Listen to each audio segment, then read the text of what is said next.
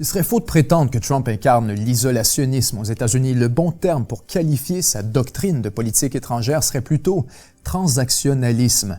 Parlez-en au Canada, au Panama, au Groenland, à la Chine ou à la Russie. Parlez-en aux alliés de l'OTAN qui se font demander de tripler leur budget militaire. Washington continue de jouer un rôle clé à l'international seulement en fonction de nouveaux paramètres. Chaque échange, chaque relation, chaque interaction sera catégorisée en fonction de ce qu'elle rapporte directement ou indirectement aux États-Unis. Les États-Unis restent ouverts aux alliances, au commerce international, à l'immigration, à condition d'en tirer un dividende. Loin de se retirer du monde, au contraire, Washington utilise plus que jamais son poids et son influence comme levier pour extraire des concessions politiques et commerciales. Exit l'isolationnisme.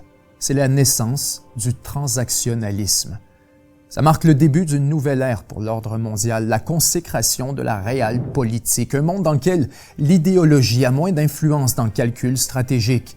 Ce qui est fascinant, c'est que pour le moment, les capitales européennes continuent de vivre dans un monde qui n'existe plus, présumant d'une relation privilégiée avec Washington en raison de leur statut de pays libre et démocratique. Le réveil sera brutal. Sur la question de l'OTAN, par exemple, les demandes de Trump sont sans équivoque. Depuis des années, les pays membres devaient dépenser 2% minimum de leur produit intérieur brut pour la défense. Frustré par le laxisme de plusieurs membres, Trump exige maintenant 5%. Soyons clairs, si un pays comme la France, l'Allemagne ou le Royaume-Uni décide de doubler ou de tripler son budget militaire pour atteindre 5% du PIB, il n'aurait plus besoin de l'OTAN.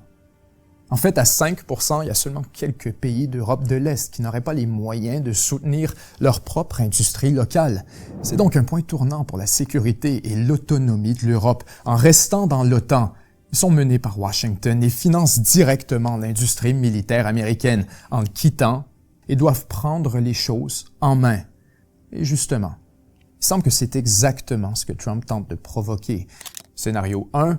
Les Alliés pèsent 5% presque directement dans l'économie américaine comme un droit de seigneuriage. Scénario 2. Les Alliés claquent la porte de l'OTAN et forment leur propre alliance défensive en Europe, laissant Washington se concentrer sur l'Asie et le Pacifique. Scénario 3. L'OTAN éclate et l'Europe est incapable de s'entendre sur une alternative. Ainsi, l'espace sécuritaire se fracture et se divise, renforçant encore plus la domination américaine. Dans tous les cas, Washington sort gagnant. Et voilà donc la méthode Trump.